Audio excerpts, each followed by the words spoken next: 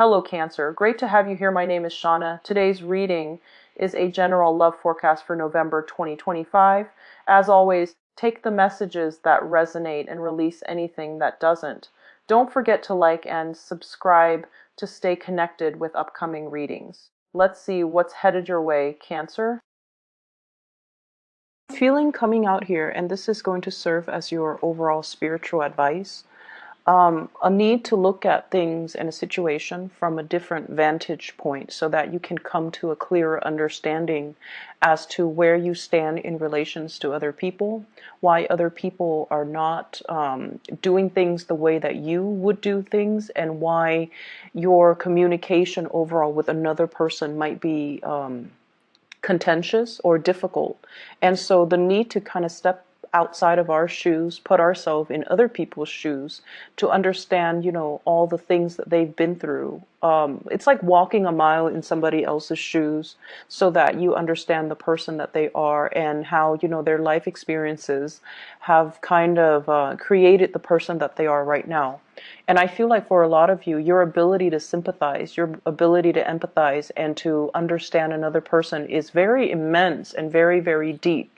But I feel like in close interpersonal relationships as well, a lot of the times we lose our perspective, and a lot of the times too, our vision of what we want to build together as a relationship, as a unit, it might be, I guess, like it might be colored by our perception of what relationship entails, whether or not relationships are going to last, or whether or not we truly believe that relationships are meant to be, forever. So I feel like there might be some ideological clashes between you and a partner, between you and even a business partner, or between you and family members, based on the transient lifestyle that they have led. It's like they've been through a lot of turmoil and hardships in their own lives, and they don't see everything as permanent and long lasting, and it's really hard for them to kind of commit. And so it's kind of I don't want to say your destiny or your responsibility, because, they need to find that within themselves. But I almost feel like it is in your path to kind of show them that, hey, things are okay. We're in a different environment now. The times are different. So maybe you kind of need to open up, but understanding and have that baseline understanding of where the other person has come from, what they have to ward off or contend with in their past, and why it creates, this almost like paranoid person that they are, where they don't believe in permanence, where they don't believe in stability. That is really going to help you navigate this energy for this week, okay? First of all, in your love relationship sector, I have this card about control, okay? This is the Four of Pentacles, and I usually look at this card hanging on to earthly possessions, feeling a little bit paranoid that things are going to be ripped away from us, feeling like we need to cling on to everything that we have, and also almost like viewing other people as possessions, and almost viewing it's like being very closed off to the point where we need to be very protective. We need to take care of what's ours, which is honorable, and honestly, it's a good trait. But overdoing it can be detrimental. And I do feel a lot of the element of control when it comes to this card, clinginess, control, and wanting things a certain way. And I almost feel like, attributing our sense of self-esteem with our possessions, with the people that are in our midst. And I usually see it as like, the person that has like the trophy spouse, the trophy wife, the trophy husband, the eye candy, and that they can parade around town with someone who's very, very attractive, because they feel like it boosts their self-confidence when onlookers see that there was someone who's very attractive. They get a big ego boost. So it's kind of akin to that, and in a more in a lesser sense, when it comes to relationships, this is trying to control resources, trying to cling on to everything because we automatically assume that our sense of self-worth, our sense of competence, and our sense of confidence is greatly linked in with the people we surround ourselves and the material possessions that we have in our midst. And I also feel as well, when it comes to arguments, when it comes to dealing with another person that you're romantically involved with, that you're married to, or, you know, a significant other, whoever it is, that you're romantically linked up with, this is like not being able to see outside of our own vantage point. Like I said earlier, clinging on so strongly to our beliefs that when people question our values, question our beliefs, we feel like it's an attack on us personally. And so we tend to get a little bit defensive. And a lot of the times, the things that we are very defensive about are things that we know to be true about ourselves. And that's why it's like touching a sore spot that we don't want to look at. It's like touching something we have swept under the rug that somebody is now poking at, and it makes us uncomfortable. So if there has been, you know, arguments and things like that, where a partner has somewhat like triggered or found your soft spot, these are areas that you have to work on rather than getting defensive. Maybe it's time to, you know, say like, let's take a break from this. Let me ruminate over what you have just said, and then I'll come back to you at a later date. You know, detaching yourself so that you can do some inner examination, and that so you can figure out why these are such trigger topics for you and why issues of control and dominance are playing out in your relationships. I feel like for many of you, it's like either side of the coin. You might be attracting people who are kind of like impulsive, or they're like trying to plan out everything for you in your life. So they might be encroaching, like crossing over your boundaries, or not respecting your free will. And so you have this defensive stance up all the time regarding a relationship partner, where you're trying to maintain your space and you're trying to take control of your own life. And then for others, there's this issue of, you know, control and things like that coming in your relationship that you're exuding towards another partner. The partner that you're dealing with shows up here as the Six of Swords. This is somebody that has been through hell and back, okay? They've got a really interesting backstory. So if you're dealing with someone that has been through like a lot of tumultuous childhood, a lot of dealing with, you know, a lot of relocation, moving from one place to the next. They've never had a place where they can call home. They've never had a place or a family or even like a love relationship that accepts them for who they are. And I feel like this is a partner that has been through so much in their own lives that it's hard for them to believe in love. It's hard for them to believe in, you know, soulmates and stability and even, you know, permanence, okay? I usually think of this as a refugee card. It's somebody that had to be uprooted against their will from their place of familiarity and safety, and they have to venture off into a new land. And usually this indicates as well people of different nationalities, interracial dating, people of different cultures coming together, and automatically, you know, whenever that happens, there's always going to be ideological differences, cultural differences, even cultural rifts and cultural divides that that can be very difficult to overcome. And if there are linguistic differences, or they're saying difficulties, but I'm hearing, well, it could be both. If there has been communication difficulties due to linguistic differences between the two of you, I feel like that's another issue that's kind of like, it's like another level of that lattice on top of the existing problems in the relationship. So you're dealing with someone who has, you know, he or she has had to overcome a lot of trials and tribulations in their own life. They are very self-made. They don't sit around and whine and complain over things. They just get things moving.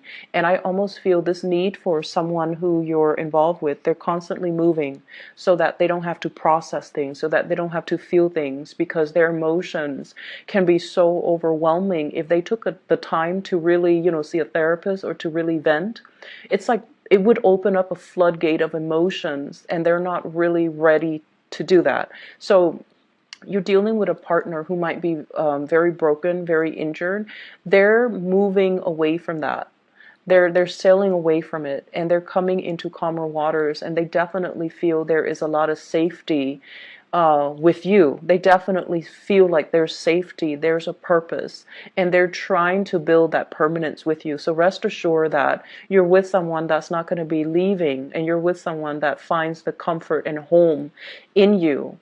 And at the same time, it's going to be a very slow process for this person to heal from whatever situation they've had to contend with in their past. And so, they're coming from a space where they might be a little bit downtrodden and broken. They're coming away from it. But I also feel like there's a very strong sense of protection that you are giving off towards this person. They've been through a lot, and you are also very paternally protective of them, to the point where it might be patronizing, to the point where you are offering to do everything for them and not allowing them that freedom of movement, or not feeling like they're capable or competent enough to do it. You might do it, like it might be inadvertent from your end, but I feel like you're trying to control the situation, okay? I usually see this combination as like controlling elements seeping into the relationship. One person might feel like it's healthy, but the other person, I feel like, feels like it's stifling. So be very careful about that. If that's your energy that you're bringing to the table, be careful in identifying that early on. If that's an energy that you feel coming from a prospective suitor or somebody that you're dealing with long term. The energy is very subtle, but it can be very toxic in the long run if you're not careful. Okay, if you don't nip it in the bud, it's going to escalate. So be careful about that. I also feel as well, others of you who are dealing with another person who's a lot more, I want to say, a lot more stable, is looking for permanence, is looking for kind of like home, okay? We have here the Queen of Wands, and this is a fire sign, Sagittarius, Aries, or Leo. And it's also echoed in this card here. This is the Knight of Wands, okay? Somebody who is foreign to you, so from a foreign land, a foreign location, a foreign country. This is somebody that is a Sagittarius, an Aries, or a Leo, Sun, Moon, or Rising. And what I feel coming in with this card is, this is somebody that's really, really, really fun to be with, okay? They exude a lot of excitement, a lot of passion.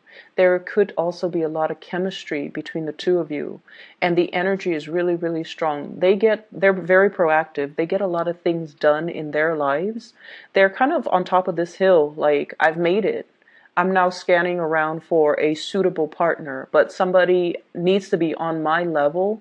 Otherwise, I'm not going to date them. So this is somebody who is quite picky. And if someone doesn't really, they're on a hill, so they have a lot of prospects, right? They're looking at things from a bigger, larger vantage point, or a higher vantage point. And I feel like they see what you're about, and they need you to kind of like walk up this hill and meet them halfway, or they need to know that you're on their level in order for you to invest in them. And on your level doesn't mean material wealth. On your level doesn't mean professional like achievements. It basically means wanting the same things, wanting adventure, wanting expansion, wanting to, explore the world and look at the world as a playground, rather than, just going through the motions, work and home, and rather than looking at the world with a pessimistic view. I feel like they want an equal partner in fun and adventure, and I feel like they're going to be a really good person to travel with. They're a good person for you to expand your worldview, your consciousness with. This is not somebody who is narrow-minded, okay? I feel like, they have their preconceived notions, like what the world is supposed to be, but they also make a lot of allowances for other people. They tolerate. I'm getting like a very tolerance, a very understanding, a very maternal vibe with this person, where they care about people. They care about humanitarian ideals and goals. And I feel like they connect to people not as foreigners or like you're from this country, you're from that country, but they have this sense of collective consciousness where they see everybody as a human race, and they don't have any prejudice. They don't have any narrow-mindedness or tunnel vision when they deal with other people. And I feel like for them, there's also this innocent, trustworthy, and trusting energy that they bring to the table where they don't really believe anyone is out to hurt other people.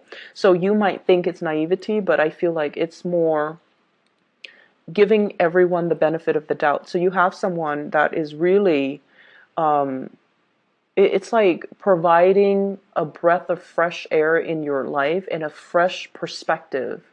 And because of that, I almost feel like they're really exciting to be around. And I feel that you are trying to build wealth with this person, okay? I have here the Ten of Pentacles. This is an escalation in the relationship. The way that this card is depicted is almost like castle in the clouds, right? Castle in the clouds, dreaming and conjuring up, this ideal family image, this sort of like a grand match between two people where the two people have the same educational level of attainment. If, for example, you have a PhD, they have a PhD. If you have a master's, they have a master's. If you have a law degree, they might be, if you're a lawyer, they might be a doctor. It's somebody who's very, very similar in professional achievements, educational achievements, someone who is a really, really good match. And for those of you who are in arranged marriages, I feel like your parents or whoever is setting you up might have somebody in mind for you who is a really, really good match. So a really suitable match for you, not just materially and professionally, but also a very good match for you on a spiritual level, and that will really allow you to grow and have a really fun relationship as well as a stable, suitable relationship.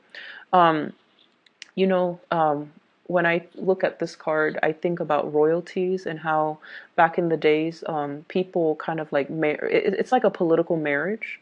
But I feel like with this card and with the energies that it's wedged in between, you're meeting somebody that is a really good match for you. And I feel like there is this nesting instinct that's going to come naturally to the two of you, okay?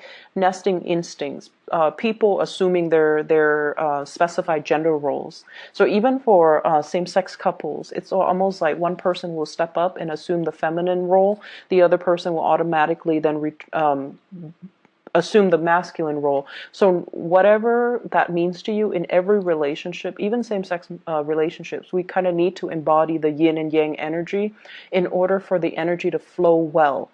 And I feel like there's this natural affinity that you have with another person where one person embodies the yin energy and the other person that yang energy, and so things will move along very, very smoothly. And as a result of that, we're going back to the first card. This is about, relinquishing control.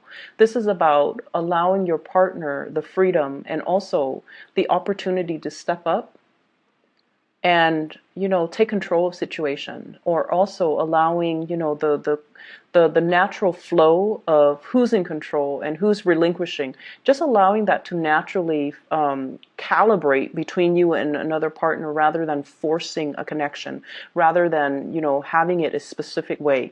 I do feel for many of you in relationships, you are at a point where you are trying to, your nesting instincts are kicking in. You are trying to build something with a relationship partner. So you might be conscious or, a lot more aware about your spending, which is a good thing. You are a lot more conscious about saving up. You are a lot more conscious about, taking care of your relationship partner, wanting to purchase a property, wanting to buy a house, wanting to buy a car, wanting to, save up for the children's college funds. So you're doing practical things to sort out and balance out your resources just so that you can pass some things along, pass down a legacy, pass down an inheritance, and leave something of lasting value to your children because somebody is triggering this nesting instinct within you. In other areas of your life, I do have a spiritual advice that's coming into the picture for you. And I feel like for some of you, and I know it's supposed to be, spiritual advice, but I'm seeing it here, so I'm just going to say it. I feel like you have an ex that's still haunting you, for some of you, and you have moved away from it, but I feel like you can't be rid of them. That's what it feels like to me. They're either relentless, like they won't let go of the connection, or you're not being clear enough. And this is something I've mentioned before many, many times for Cancerian people, especially the men, especially the Cancerian men. You're really nice people, and a lot of the times you send, confusing messages to the people that you're interacting with. And take a page out of the, I want to say, what sign is very, very final? Capricorn. Take a page out of the Capricorn playbook when it comes to, exes and relationships, okay? When they're done, they go silent. They don't even need to entertain that person. When they're done, Capricorns are done, they will ghost you. And you will never ever know, did the Capricorn person die? Are they okay? How could they not respond to me? Well, it's because they're very final. And also, it's because they also, and I feel like this is their incentive or their, rationale for doing what they do. It's because they don't want to open up that door of communication and have you confused, or they don't want to, lead the other person on. So I feel like with Capricorns, when it's done, it's really done. They close the door for good and they move on, and you won't hear anything from them. And I feel like with you Cancers, I feel like it's very difficult for you to do that. And you might chalk it up to playing nice and being courteous. But what it does is that it creates hope from the other side, from the other person, that, oh, they're still talking to me. They might want me back. Maybe not now, but one day. So I'll keep knocking at that door. And that's not fair to the person that you're dealing with. And I feel like you have an ex here that's a little bit ruthless and a little bit relentless and a little bit like someone who tries to keep coming back. And I feel like you need to be very firm, and you need to, out of respect for your current relationship right now, you need to be very, very firm about setting your boundaries with exes, okay? And the reason I say exes here, we have the Death card. You moving on.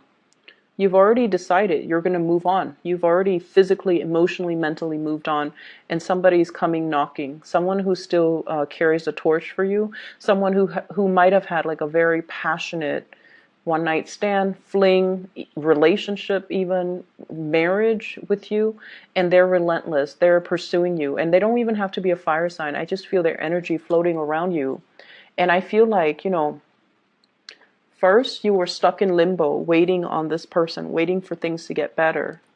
You've moved on your own. You've moved on. And I feel like you might have been waiting for them while they were going around, trying to find themselves, and quote unquote on that. It's like trying to find themselves. They were like too selfish to be in a relationship. They were just like not taking you seriously while you spent a lot of time waiting around for them. And then they choose to come back and give you communication whenever they felt like it. With this Eight of Wands here, this is swift, fast communication, travel, movements, and whatnot. And I feel like, when the communication was not responded in the manner that they hope, they come out and they physically show themselves in real time, like showing themselves, and you've tried to move on. So it seems like there are some lingering energies with exes and things like that, and you kind of need to let go. And I see, like, many of you don't have a choice. You're letting it go because it's really interfering with your current relationship, and you're trying so hard to build that up and to maintain that. And good for you for realizing and recognizing that, because I feel like the ex keeps knocking on your door, and you can't send out mixed signals. Okay, it's very counterproductive, and energetically it's just it's not a wise move for you and for the other person. So lay it to rest. Other things that I am picking up from this spread here, I feel almost like for many of you, there is major contemplations about trying to get your life in order, trying to, get rid of bad habits, trying to reorganize your life, and trying to get yourself in a space where you can be proud of your achievements, where you can get things moving for yourself. So I almost feel like this fire lit up under you, where you're like, okay, I need to get things done. I've been stalling. People have been stalling me, or I've been stalling. I've been kind of like on the sidelines of life, just hanging around. And, there are so many things, so many dreams and aspirations, and, things that I want to do, things that I want to achieve, but I've just been dangling here for quite some time. And then life, before you know it, passes you by, right? And it's sort of like, how if you've been like this, right? And then you get yourself out of this situation and you turn yourself upright, you have this massive head rush, right? Like it just feels otherworldly. So I feel like that's the head rush. It's when all the information, all the realization, all the revelations coming to you all at once, and it can feel somewhat painful, somewhat disorienting, and somewhat like time is running out. I need to get things moving. I need to get things started. And I feel like this week is all about continuing what you are doing, but doing it with a sense of urgency. And then I also feel like something is lighting a fire under you, and you're like, I need to achieve, I need to get out, I need to branch out, I need to get moving. So